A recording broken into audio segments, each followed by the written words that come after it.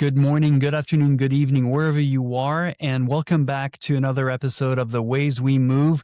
So many things to celebrate this December 2025. We surpassed 1,000 downloads. We're at about 1,025 downloads, which means a lot to me. This is a very, it's a one-man show endeavor, really, basically, even though I say we, it's only a few people who are helping me out.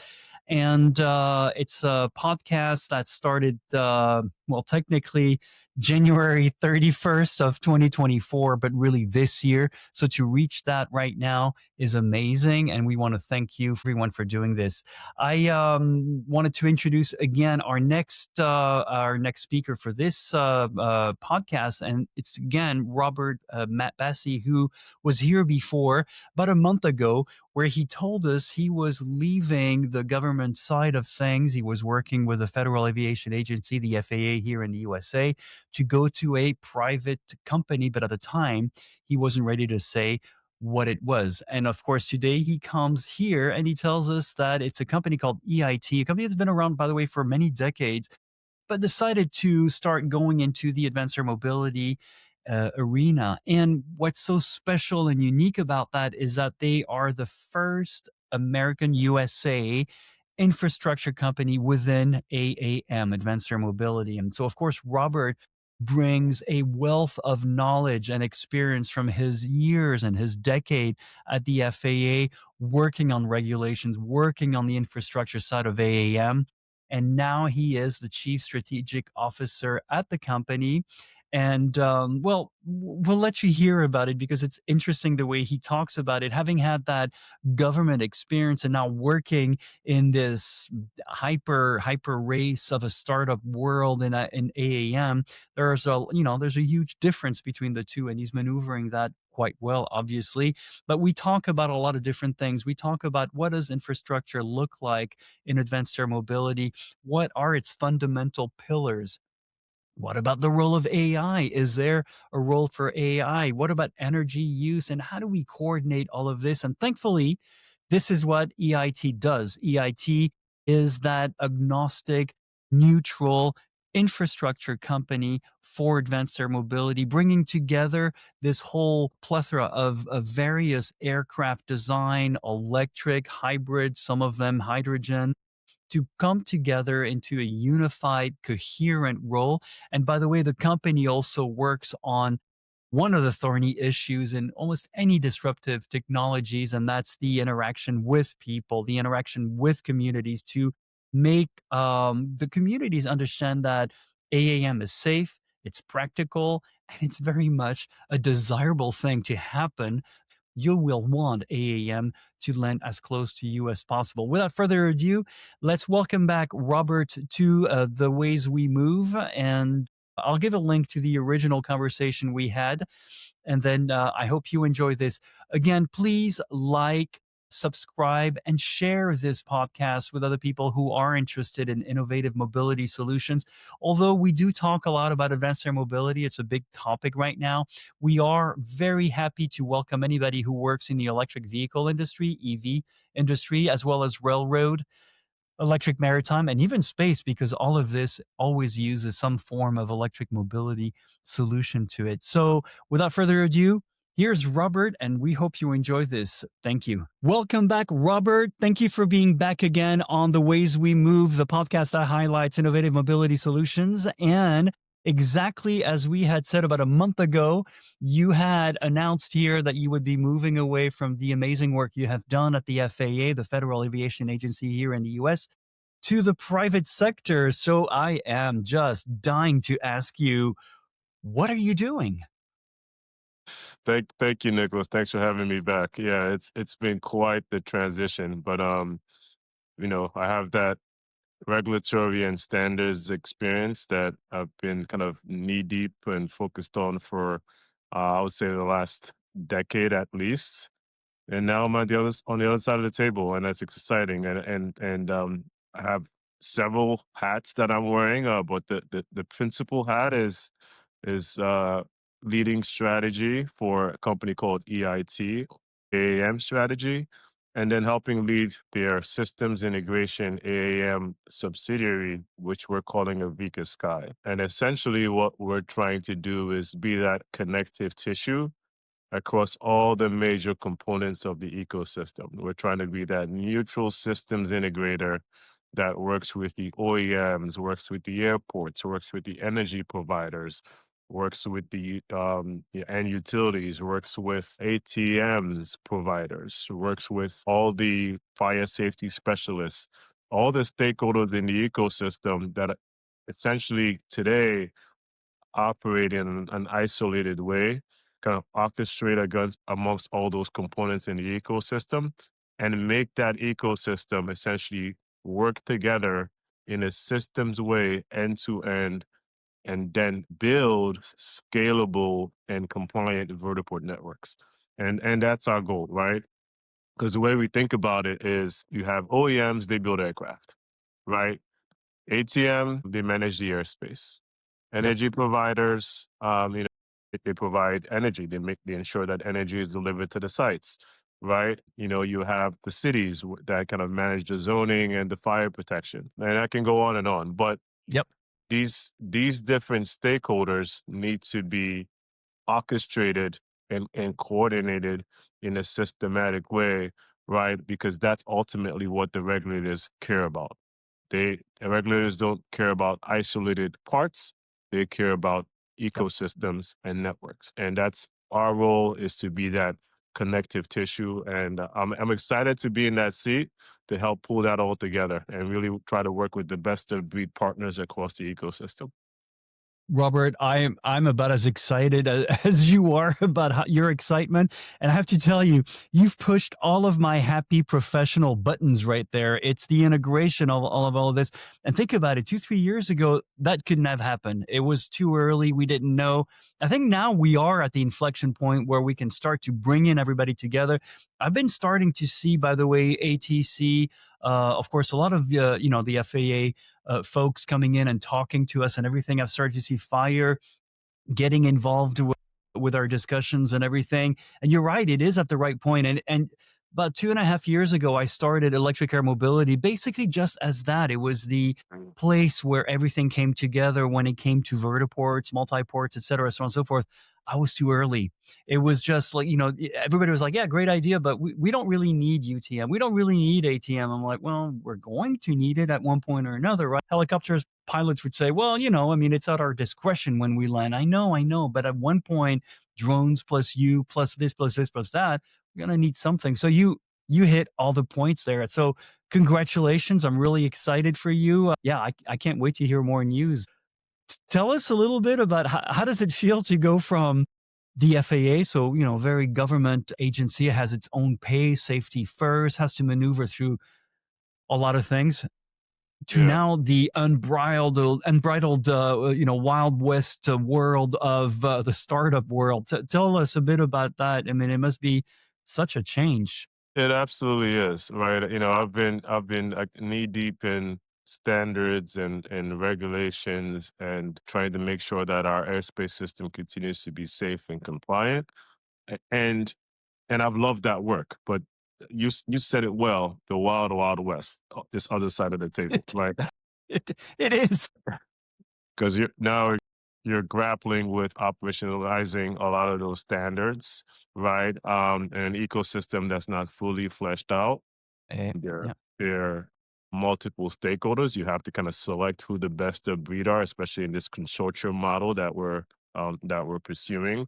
There are personalities involved. There's financial commitments involved. There are deadlines tied to mission critical deadlines tied to all sorts of different parameters. I mean, there's so much here to grapple with, and we're moving at a very dynamic pace, both within EIT and Avica Sky and across the entire ecosystem, which we're trying to help coordinate and manage. Yeah, it's been drinking out the fire hose. I don't think that quite does it justice, frankly. I bet. Never a dull moment, but it's exciting. It's exciting work. You get to effectuate, you get to implement, you get to support real world deployments, all all based around the work that I help facilitate at the FAA. So that's, seeing the work you've put in over years kind of under the radar, come to life, and you're helping support that. So I wouldn't trade it, but it's been quite the adjustment. But yeah, we love it. Loving it so far. I can only imagine, and I wouldn't say under the radar, because you were very important to us. Everything that all the events that we did, you were always one of the first people we wanted to invite, because you really knew what was going on the government side of things. You always spoke really well about it. You explained it really well, but you present really well. I mean, all those things are really always good for us. But I have to tell you, it's the few of you guys who go from the FAA or any other government agency and then get into this new advanced air mobility startup world. You guys are absolutely fantastic, because you know both side of the coin. You understand why we're so impatient on our side, because we're like, hey, technology works. Let's just get on with it, right? And of Yeah. course, there's the other side of the coin. So tell me a little bit about EIT. What is it? What does it do? My understanding is that it's truly the very first American USA AAM infrastructure company. Am I right? You are correct. I mean, EIT, EIT as a company has been in business now for 30 years, right? They've traditionally been an engineering services and IT services company for the federal government. They've recently made a foray into AAM, and they spun out this consortium model that I'm helping lead, called Avica Sky, right? And essentially, again, we're trying to position ourselves as that neutral systems integrator. We're not an OEM, we're not building aircraft, we're not supplying infrastructure, right? We're essentially kind of leading a multi-party delivery consortia, that's across different best of breed stakeholders, that is focused on, designing, building, and operating vertiport networks. So that means we have to work across all the Yeah. major components of the ecosystem, right? Then you have to, understand regulatory intent. And that's where my background at the FAA really ties in, right? How do we understand what the regulatory intent is and translate that into engineering and operational requirements that can scale, right? And then we then need to essentially create or integrate all of that into an operational concept, right? That is deployable, right? Because at the end of the day, what are we trying to do? We're trying to integrate AAM infrastructure safely, predictably, and commercially into communities. And to do that, you don't need just aircraft, you don't need just ATM, you don't need just infrastructure. You need all of these components playing together, connecting, and working together in a way that's predictable, in a way that's safe, in a way that's compliant. And that's what we're trying to do. And it's exciting work. It's not trivial work by any stretch of the Gosh, imagination, because there's so much involved, it's you know, and the ecosystem is evolving so quickly. But I'm glad to be at the center of it. At least one of the individuals that's helped in positioning themselves at the center of it, and that's fun. And we hope that for us, success looks like in 5-10 years, AAM essentially just kind of fades into the background of our normal aviation infrastructure. That's how we think about success. Vertiports are unremarkable, right? yeah. You got energy and charging infrastructure operating quietly in the background. The ATM systems are operating invisibly in the background. Communities are not perturbed by the sight of AM aircraft, flying across their urban landscapes, right? It's really that kind of boring, if you will, but safe Yes. implementation that that's how we define success in 5 to 10 years, right? And we're trying to pull those pieces together now to make that happen. Uh, you said it so well. It's incredible. It reminds me a little bit of in 2007, when I started getting involved in communication and strategic work with the electric vehicle industry. And then when I switched over in 2014 to what we then called electric air mobility, whatever we call it now, I told people, I said, I went from a 2D jigsaw puzzle to a 4D. puzzle. And you're right. And that's why I chose infrastructure directly from the get go. Not only we didn't do that right choice with EVs in 2008, 2009, but we had to do it for this. This was no way the aircraft that we have, the plethora of designs that we have for these aircrafts is fantastic, but without infrastructure, it ain't Mm. going to work, right? Okay. So, and then I started thinking, well, we really have like four pillars, right? We have the actual infrastructure, the lending sites and everything about it, but we have the energy part of it. We have the Mhm. UTM part of it. Then we have the maintenance and fire and all of that need to all mesh together. And then, of course, this is something that I wanted to ask you next. AI is everywhere, right? Up to the point of ad nauseum. I think we're all sick and tired of it. Finally, the financial industry is starting to ask the right questions. Where do we break even? Are we going to break even and everything? However, AI will play a role in everything that we do because coordinating all of that is coordinating a lot of different data entry points. A lot of data is coming in our way. AI will have its role. I'll have a good friend of mine who is an AI expert who will come in pretty soon to talk about that. But I wanted to get your point of view on the infrastructure side of thing. How does AI fit into what we are doing here? And then we can also talk about the different pillars of what a vertiport really means or a network of vertiport really means. Let's launch with AI. I think everybody loves to hear about AI these days. No, no, I think you're hitting the nail on the head. A lot of focus around aircraft certification, right? And that's always been the case since the inception of this ecosystem and industry, right? But I've always been, even during my time at the FAA, where I did focus primarily on the ground infrastructure. Unless we're taking infrastructure readiness and systems integration as seriously as we take aircraft certification, Yes. we're not going to meet our objectives and goals Yep. as an industry. Yep.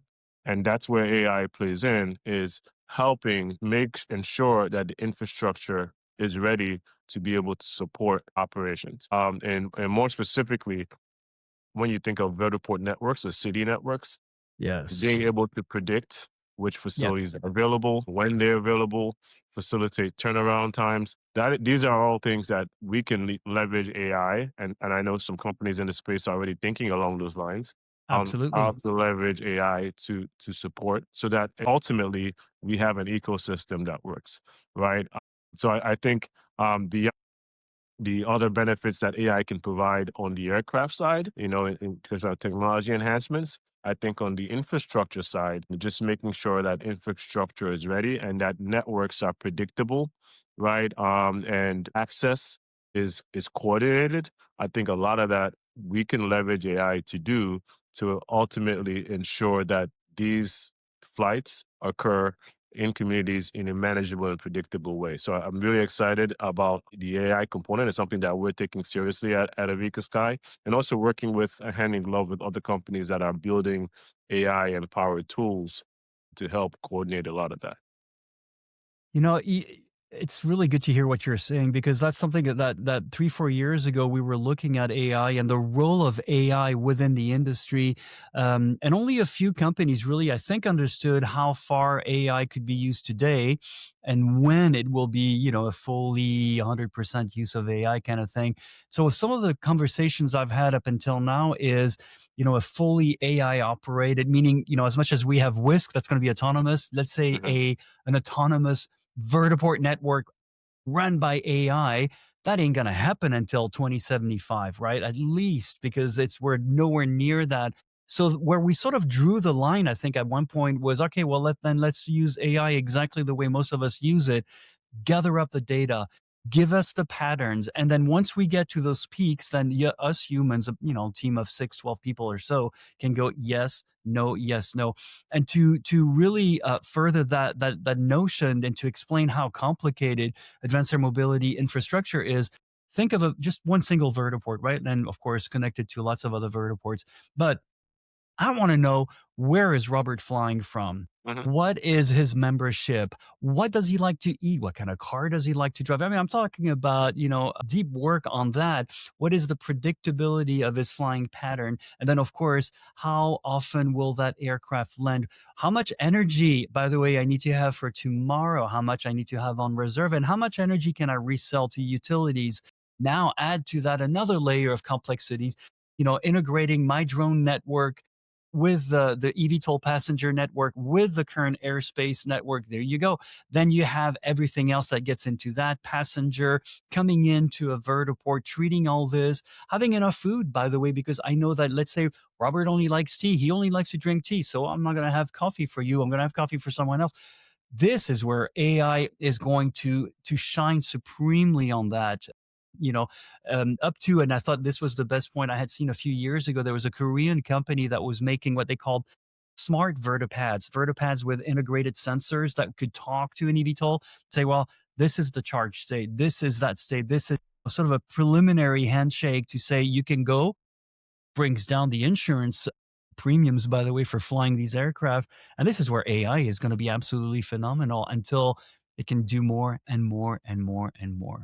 I would agree. I mean, solving the access and predictability problem, it's definitely a leverage point, the inclusion of AI and the utilization of AI. I think even when we think about maybe kind of focusing on one of the things that you raised, which is the energy problem, right?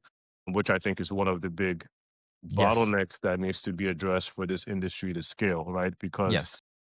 can the current grid support a vertiport network at scale? The answer is no. Not with Not. not without coordination. Yep. If you think about a single vertiport, the power demand is equivalent to a small data center. Now Yeah, you absolutely. extrapolate that across a city network. Now you have a load management challenge. You have a battery energy system management challenge. You have a peak, like as you discussed earlier, you have a peak demand coordination challenge. Yep. And this is where AI can come in and be used to help identify what those peaks are and manage some of those grid distribution to help ensure that the system works. So you can have kind of hybrid approaches where you have grid, you have a BESS buffering to support that, and AI can help determine how to apply that. And then in addition to that, you have on-site generation as well and other Yes. hydrogen or other energy vectors, right? That can provide an alternative backstop at some of these sites, right? So there's ways to manage that, leveraging AI, and I think that and in all some of the other points that we've raised around um, the utilization of AI, I think will be key in a lot of those elements. Yeah, I think you're right. It's the smart use and exactly what, single users or individual users are dealing, whether it's ChatGPT, Claude, or Gemini, is how do we use AI intelligently? Well, we have the same questions that we ask here. I want to go back quickly on the energy side of things. That's my where my passion really is. Um, and I want to know if you agree or not on the numbers that we came up with about a year or so ago. Is we started looking at, well, to charge one eCTOLs, right? So I'm talking about an electric airplane. It was about 4 to 5,000 amps, right? So then we started thinking, okay, so to run a vertiport, I'm talking about the infrastructure, the building side of it. It's going to be a hefty load. Then we have to also charge the drones. Then we have to charge the eVTOLs, the eSTOLs, the eCTOLs, and all of a sudden, we're looking at 10 to 50 megawatts of power reliably at 6 o'clock every single day. So after that, we went up to a bunch of utilities, and of course, utilities are always, like, oh, don't worry, we'll give you all the electricity in the world we want, and we're smiling, going, you can't generate it, you can't even transport it. Okay, so the transmission is not even there. So we tell them, we said, well, you're telling us that reliably every single day at 5 to 6 p.m. you're going to give us 50 megs of what, on top of all the data centers you have out there and everything else. And you should see their faces. It's like, really, seriously, Yeah. guys. Now tell me why I'm talking to small micro nuclear reactor companies out there, or generators burning, by the way, ammonium with 3% hydrogen that leave nothing in the air after that. And why am I looking at vanadium flow fuel cell batteries and things like that? And why I'm working with, companies like Siemens that know how to make a smart grid within a vertiport, because we don't have the energy to do all of this. So I wanted to hear your point of view on these numbers. Do you think they're somewhat ballpark accurate, or am I really? And this is, by the way, 10 years down the road, right? I'm Right. predicting 10 years down the road. No, no, I think you're spot on. Hmm. I think the energy demand. the power demand is frankly underrated, at this point, right? Yeah. Yeah. Especially again, as we think about networks, right? Yeah. And not Yes. isolated vertiports, right? So, Exactly. and you've got the idea of megawatt scale, fast charging systems, right? On urban rooftops. I mean, you have an energy density challenge right there. And how do you deliver enough to support that, right? Yeah. So that's why Yeah. I think when people Yep. ask me who pays for all this infrastructure, obviously it's it's the government and the airports in the near term, but ultimately, look, the utilities um, and the network operators are going to have to be major players, right? Absolutely. So Absolutely. yeah, you're engaging with the utilities now and trying to get them, up to speed on what's coming down the pike. I think is an important conversation because they're going to have to be major players for this industry to scale. It doesn't scale without the utilities at the table. No, it doesn't. It's not going to work. We just, unless we create our own electricity, which by the way will work for us in the long run, because guess who's going to be buying from whom at that point? This year, I became a little bit more forceful and a little bit more in their face. I told them, as for when I do most of my events, I say, for the last 20, 30 years, you've been breaking all the return profits that you can. I mean, you made Wall Street very happy and everything, but at Mhm. what cost? Maintenance, deferred maintenance, wildfires in California, all that can always be traced to, somebody didn't change something at the right moment. Well, now it's time to come back and pony up.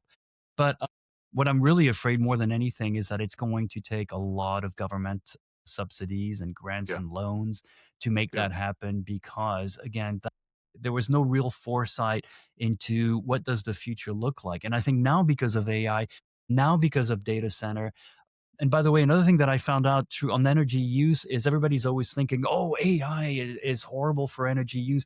Well, an hour of AI is much less than streaming an hour of a movie on Netflix, Amazon, mhm, or Hulu, by the way, which we're doing more and more. And what we're mhm. doing right now is using a lot of electricity.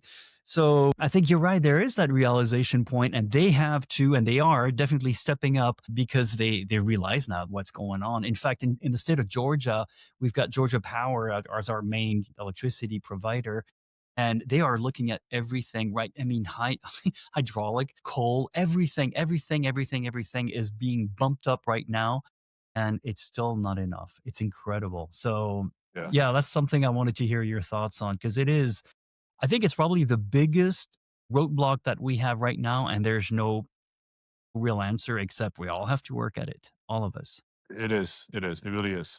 I think that and you know the community aspect. But yeah, I think those two. Yeah, it's funny you should say that because I was thinking the other two topics I had in mind were either the community aspect or something that's a little bit further down the road, and that's the UTM ATM challenge.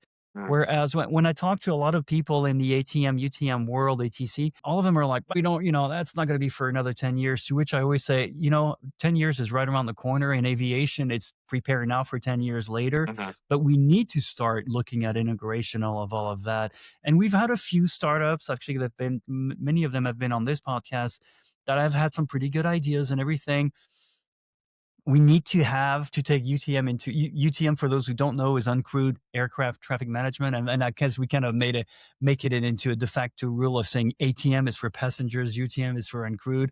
It's not technically correct, but it works pretty well for all of us. But all of that also has to integrate with what is happening above our heads, including military, civilian, private, etc. So police, ambulance, so on and so forth. So what's your take on that? And if do you think actually here, let's change the question. Do you think the community aspect of desirability of AAM is more important or less important than UTM, or how do they both fit according to how you see it? I think obviously both are important. I ultimately think the UTM ATM problem will be solved because that's a technical pathway problem, and I think Good technical point. pathway is sound, right? Good point. Good point. I do think the community aspect is less, it's less manageable, right?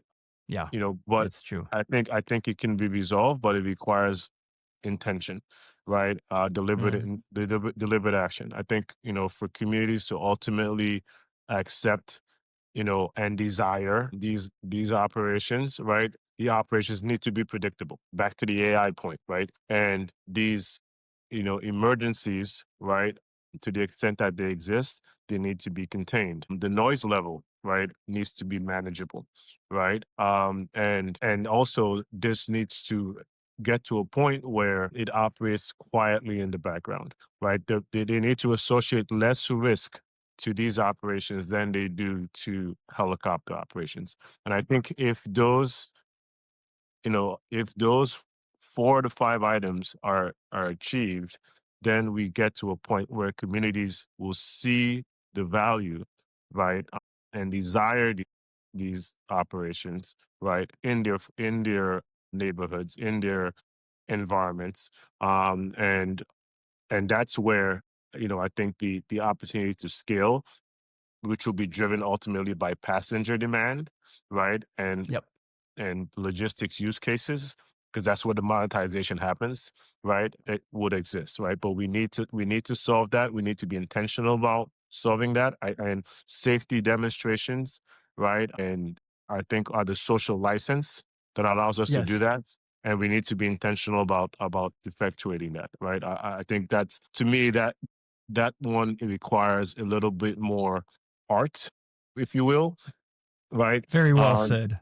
to resolve. Then maybe the ATM, UTM issue, which I think is a real issue, but I think the technical pathway is sound, and I think we'll get there, right? I think we'll get there. I think, with regulators setting the safety frameworks, with innovation on the private sector side, there are a lot of concepts out there that some have merit, some not so much. But I think, we'll sort through those over time, and we'll settle on a system that works, right? Technically, right? Absolutely. But we can have a technically sound system. If we don't have a community to interface with it, yeah, we're not, we don't have an industry. So Nothing's going to happen. Exactly. Yeah. nothing's going to happen. So yeah, that's how I think about it. Yeah, I think you said it very well. One of them is technical. The other one is a little bit more on the human interpersonal relationship. So you're right, ATM, UTM, that is a logistics kind of, programming IT slash just good old thinking and finding solutions kind of a problem which will happen. It is happening. And you're right. Some startups have some intriguing projects and others have some interesting projects. That's my way of saying it. Or I should use probably Spock's fascinating to interesting Uh, quote here. But you're right on the. So you said something I really like that it's the human aspect of the community engagement. And about 2 years ago, I started saying, no more public acceptance. I'm not begging for acceptance. This is so freaking cool. It is beyond begging for acceptance. I want desirability. And I always use this analogy because the first time I saw an iPhone, and I'm a pretty good futurist, but the first time I saw an iPhone, I thought, why would I want to watch a movie on a phone? yeah, And anyway, years later, I had an iPhone and I have an Android, which I've hacked the heck out of. So indeed, it's a desirability problem that we have right now. And this is where I'm feeling pretty happy about what I'm doing. It's really communications, education. It's really going out there, talking to people and explaining how this makes a lot of sense. That, by the way, when, the first person who jumped on a horse, probably those guys left behind were saying, you're crazy. And same thing with, the steam engines, same thing with horse carriages, steam engines, electric motors, gasoline engines. There were always people left behind going, yeah, what's the point? Well, there yeah, is a point and it's needed. And so, I think it's just a question of, there. Malcolm Brickland always said there are people who still use rotary phones. You don't talk to these people; they'll always use it. That's the way it is. You just have to catch, just like what we had in the EV industry, the early adapters. Those guys, you gotta get them excited. Continue to get them excited. They talk, they spread, and then there's that tipping factor. So I think that one of you guys at the FA, I think it might have been Nancy Mendoca who said, people see noise more than they hear noise. There's a yeah, helicopter, there's an airplane, it's going to be loud. But more and more we talk about these things, more there's that public engagement, more and more we can get people to understand that. So I think that was a very valid point you made there. And now I guess I'm sort of reprioritizing them. You're right. Maybe the social aspect should come first at this point. We'll let the engineers work on UTM and ATM. Hmm. I would agree. So tell me, what does your life look like at EIT now that you've been on the other side? What does your typical day look like now, short of It's trying to learn everything that's going on? it's unpredictable. Maybe another plug for AI, right? Yeah, it's a bit unpredictable. We're trying to manage across an entire ecosystem and Yeah. engaging with partners, of all stripes, right?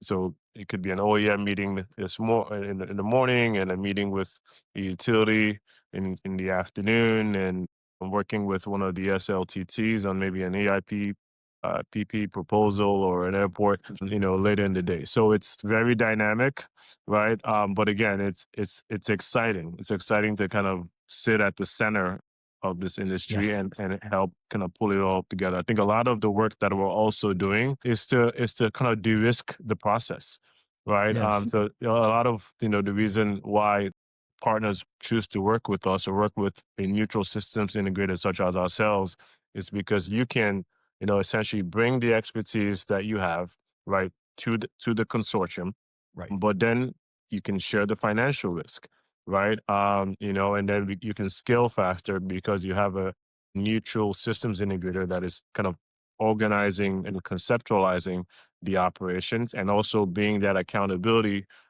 Yeah. focal with the regulator on your Yep. behalf and on behalf of That's the true. ecosystem. So That's yeah, true. my days now are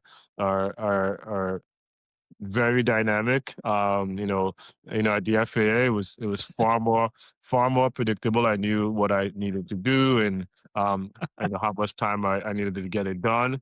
But at any time, your phone can go off near, and Yep.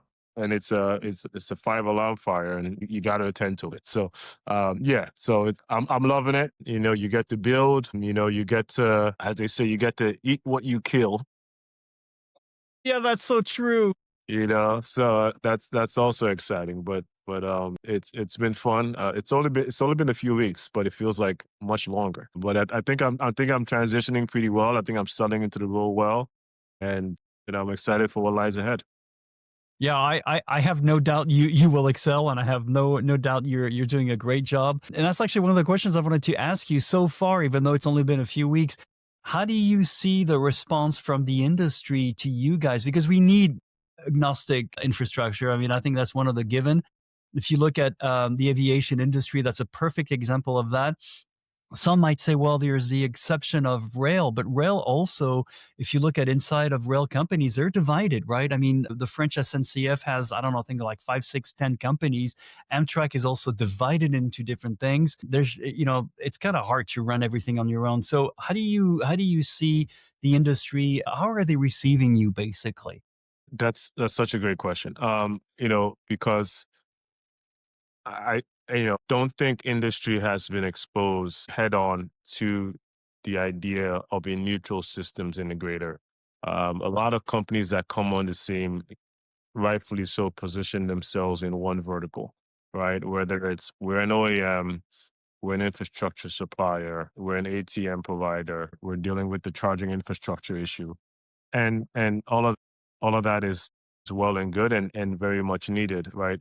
But the idea of a company that is none of those things, but that sits at the center of it, has the right regulatory and expertise and design and understanding of the design intent driving the regulations, and also has the programmatic management to capability to manage multi-stakeholder delivery consortia. That is a unique position, right? True. So I think our a lot of it, a lot of the reception so far has been good, but I think what's very much needed on our part, right, is to make sure that we enlighten and educate industry on the need for a systems integrator, right? Every time we make the pitch directly, it's received very warmly. But I think that pitch needs to be made on a broader scale. So a lot of what's going to happen, at least on our front, over the next several months, is essentially a roadshow, right? We're Yeah, going to get out in front of absolutely. we're going to get out in front of industry.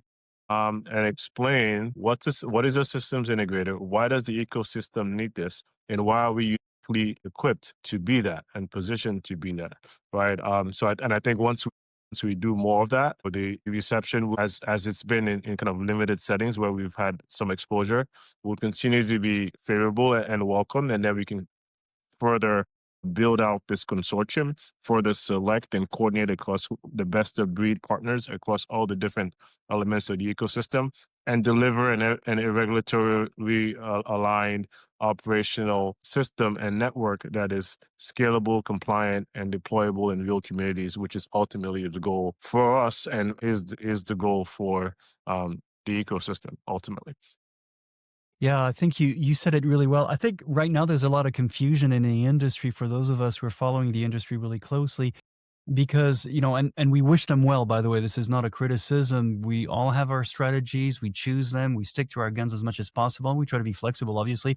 But when we look at companies like Joby, who wants to be all integrated and everything, fantastic. We love it. It's great, but it also leaves people thinking, well, how is that going to work? How is that going to work with other companies? You have strategic alliances with one airline, maybe two airlines, but where's the integration point?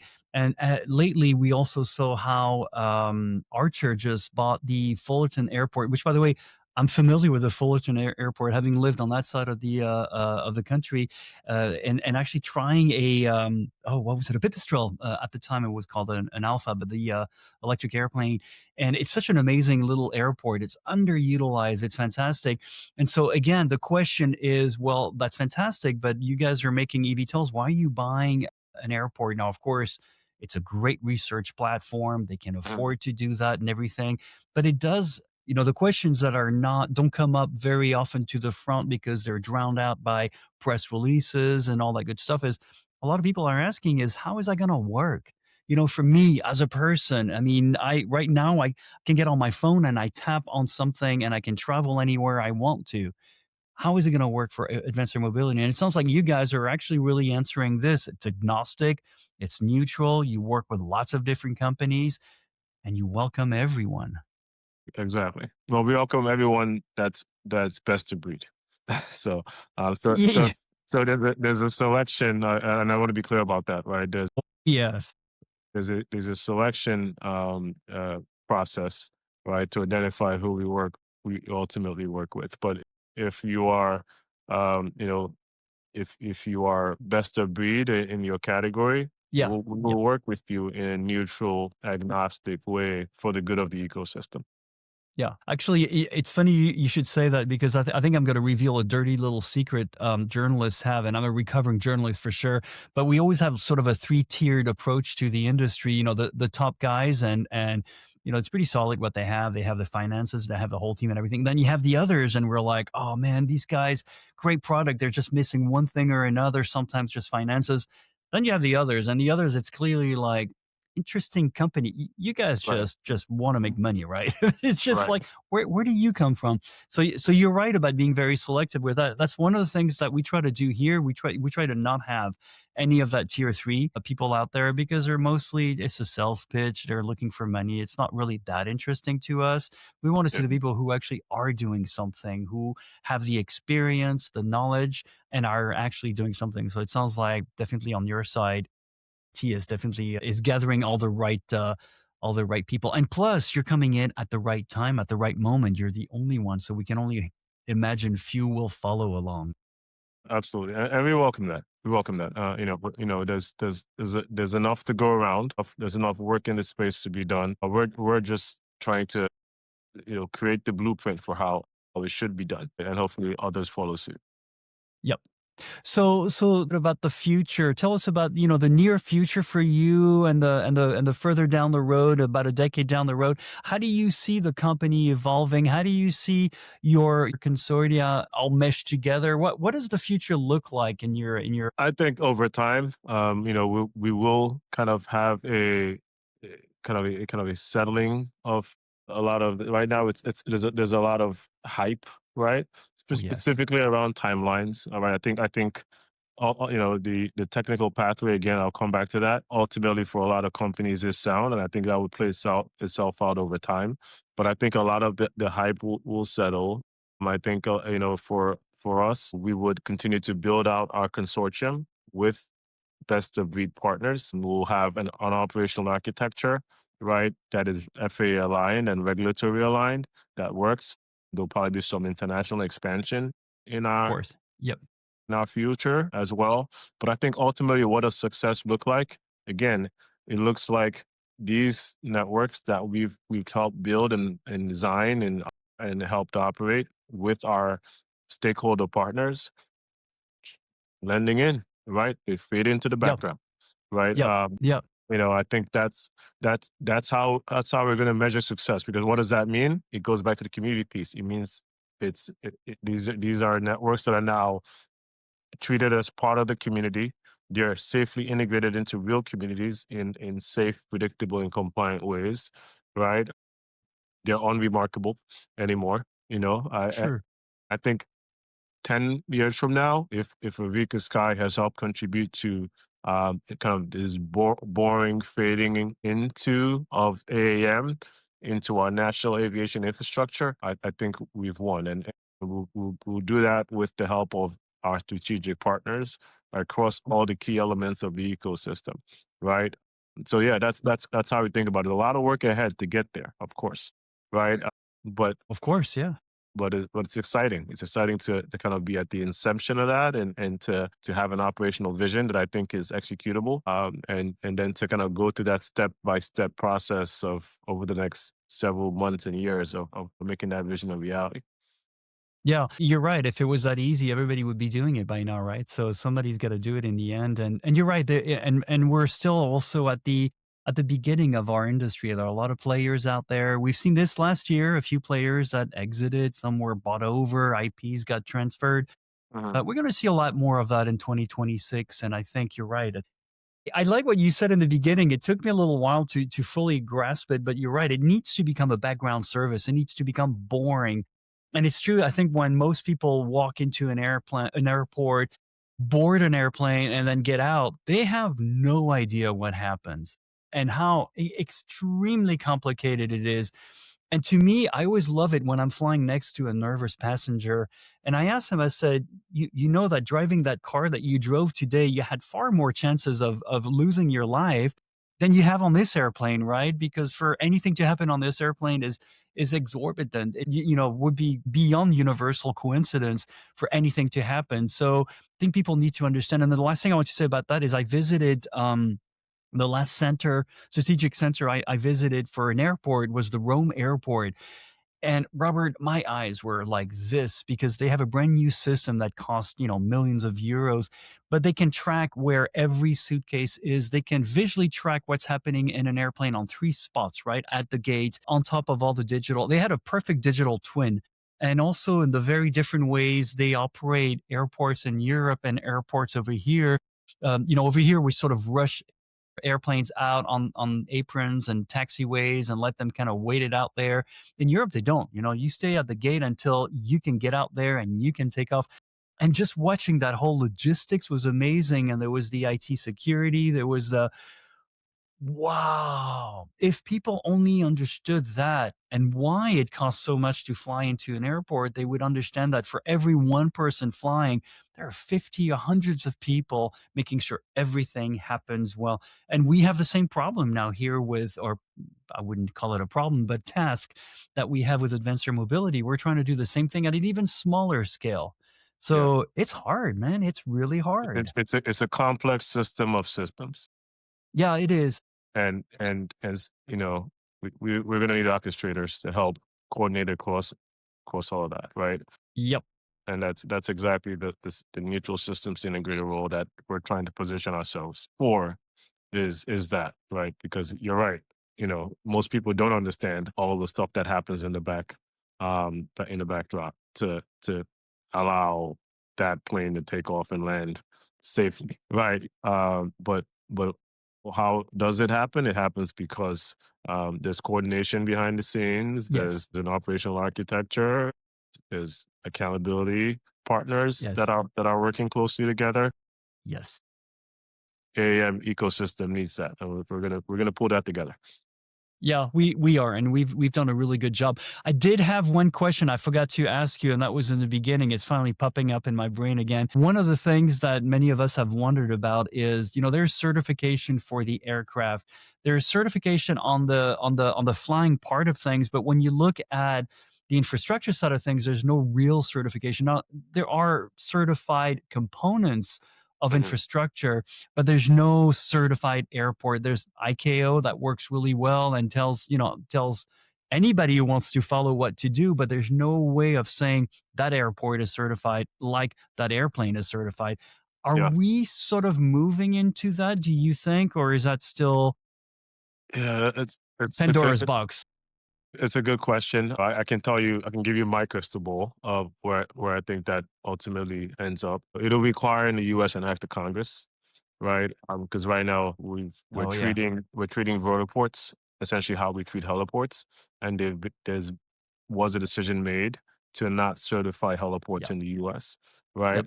now, if public monies are accepted, right, as part of a heliport design build, right, then there's kind of a tie in there to the use of federal regulations and making sure it is aligned with FAA expectations, right?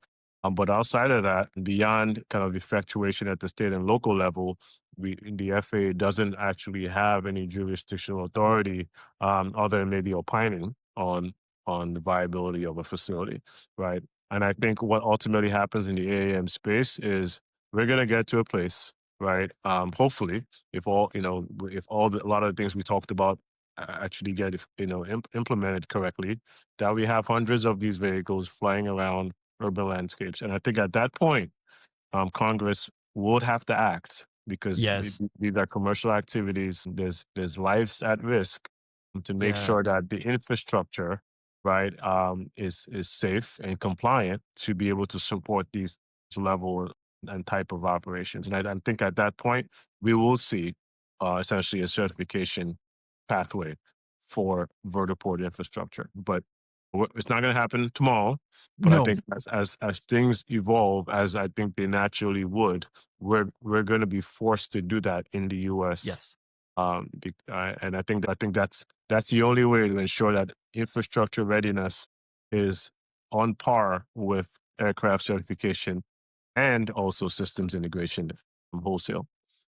Yeah, I think you're right. It will have to happen one way or the other, and yeah, it will have to happen. I think I don't know. I mean, it could continue not happening like this, but even EASA has a has is moving in that direction with airports and everything. I have a good friend of mine who's in Portugal in Cascais, the other airport of Lisbon, and she is bringing that airport up to EASA safety specs and everything, and they're almost at the tipping point where they're starting to look at it. And of course, in Europe, things are a little different than they are here, but I think it will have to happen because it's so democratized. When we think of advanced air mobility, Right. it's not as big as airports, but it's everywhere. It's like a train station in one way, or it's a sort of a hybrid between. So yeah, I think that's a Yeah, very and then good valid especially point. once you introduce insurance companies into the mix, right? They're gonna Yes, want to know, you know, look, yes, is this infrastructure safe? Right? Is it compliant before we kind of work with this builder or operator to provide insurance at this facility? I think there are a lot of tentacles here that are yes, going to lend themselves to Congress finally stepping in beyond what happens now, which is essentially again state and local jurisdictions can kind of enforce FAA guidance, right? But I think that's too fragmented of an approach and too inconsistent of an approach. I think there needs to be some sort of kind of federal oversight, and I think that will come with time. yeah. And I think on our last podcast, you mentioned something that was very interesting is how the FAA is working with the EASA is working with ICAO. Those three bodies are coming together, and of Mhm. course that means the DOT has to come in also on our side too because they oversee a lot of things that the FAA doesn't oversee.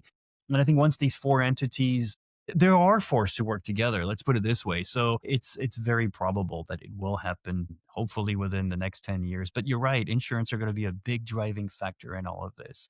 They want to know it's safe. And when you have, eventually hydrogen eVTOLs landing next to, electric eSTOLs with hybrid eCTOLs, yeah, you definitely want to make sure that all of this works really well together. Right. Absolutely. Fantastic. Well, Robert, thank you for being with us again today on The Ways We Move. Thank you. Congratulations on your new career. Thank I'm you. super excited because it's something that, oh, wow, for the last 10 years, we've been saying, why don't we have infrastructure companies out there? Well, I even started my own little consulting group, hoping to, way too early. It was way too early, but you guys are right on spot. You're in the right moment, right time, and you moved over at the right moment. You're bringing a lot of expertise from the government level, from everything that you've done on the regulatory side of things. So I'm really excited about it. And I look forward to having you back again where we can talk about, well, the developments, what's happening, and how the industry is moving forward to make us fly safer tomorrow. Thank you, Nicholas. It's always a pleasure talking to you. I think these conversations are always engaging and mentally stimulating. And I think what lies ahead for the industry should excite us all, right? And Yeah. I'm just glad to be an integral part of it. Yep, absolutely. And hey, we did one thing that you guys are trying to do, which is the one thing we're all doing is, hey, this is education. This is all for you guys. So please share, like, subscribe, write your comments. What do you think about advanced air mobility? What do you think about the infrastructure aspect of advanced air mobility? What have you learned? What have you walked away from with today? And probably the best last question I can ask Robert, which I should have asked before I said that, is Robert, what would you like people to walk away from with today from everything that we've talked about? Wow, I think no, I think Sorry, that was a curved one. I'm so sorry. no, I think point I would want people to walk away with. I'll say 2 points. One is that infrastructure readiness should be on par and taken as seriously as aircraft certification for the ecosystem to materialize in the way that we all want and we all talk about, right? And the second point is the community point, right? I think we all need to be intentional and deliberate in community engagement to really make sure that communities understand that these operations are being built out in a way that's predictable. We need to address either it's the fire protection or the energy questions, right? Emergency response, make sure that they're contained. We need to deal with the noise issues to make sure it's manageable. All and communicate this to industry, leverage safety demonstrations to make sure that communities ultimately understand the nature of these operations, are not trepidatious about all of this, right? Yes.